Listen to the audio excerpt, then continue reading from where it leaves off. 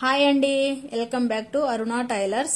ఈ వీడియోలో వచ్చేసి బ్లౌజ్ కి న్యూ మోడల్ హ్యాంగింగ్ ఏ విధంగా స్టిచ్చింగ్ చేయాలో చూద్దాం.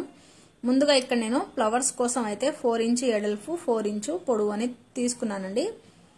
ఇలా 4 పీసెస్ గా తీసుకున్నాను. ఒక డోరీకి వచ్చేసి 2 పీసెస్ అంటే 2 డోరీస్ కి 4 పీసెస్ గా ఈ విధంగా కటింగ్ చేసుకున్న తర్వాత ఇక్కడ ట్రయాంగిల్ షేప్ లో స్టిచ్చింగ్ అయితే చేసుకోవాలండి. ఇక్కడ నేను చూపిస్తున్నాను చూడండి. ఈ విధంగా అయితే మనం స్టిచ్చింగ్ అనేది చేసుకోవాలి. కొత్తగా నేర్చుకునే వారికైతే యూజ్ అవుతుంది వీడియో, తప్పకుండా చూడండి. చివరి దాకా చూస్తేనే మీకు క్లియర్గా అర్థమవుతుంది.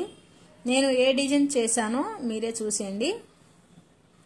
ఇలా స్టిచ్చింగ్ చేసిన తర్వాత ఇంకా మనం ఇంకో పీస్ అనేది తీసుకున్నాం కదా, దానికి కూడా ట్రయాంగిల్ షేప్లో స్టిచ్చింగ్ చేసిన తర్వాత ఆ చివరి కార్ను ఈ కార్ను రెండు ఈ విధంగా సెంటర్కి ఫోల్డింగ్ అనేది చేసుకోవాలి. నేను ఇక్కడ ముందుగానే డోరీ అయితే ప్రిపేర్ చేసుకున్నానండి.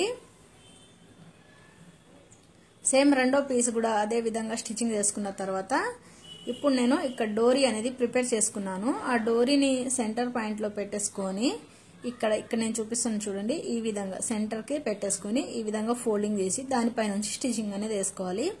ఈ చివరికి రఫ్ ఇయ్యాలండి. అలాగే ఇక్కడ ఈ కార్నర్ చూడండి, మనకి ఇలా ఫోల్డింగ్ చేస్తేనే పర్ఫెక్ట్ గా అనిపిస్తుంది చూడండి.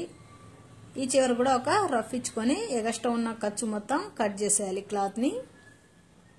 ఇప్పుడు మనం దీనికి రివర్స్ లో తీసామనుకో మనకి ట్రెండింగ్ లో ఉన్న డోరీ ఫ్లవర్ అయితే రెడీ అయిపోతుంది. వీడియో నచ్చితే తప్పకుండా లైక్ చేసి మన ఛానల్ ని సబ్స్క్రైబ్ చేసుకోండి ఫ్రెండ్స్. యూజ్ అవుతుంది అనుకుంటే షేర్ చేయండి. Bye friends.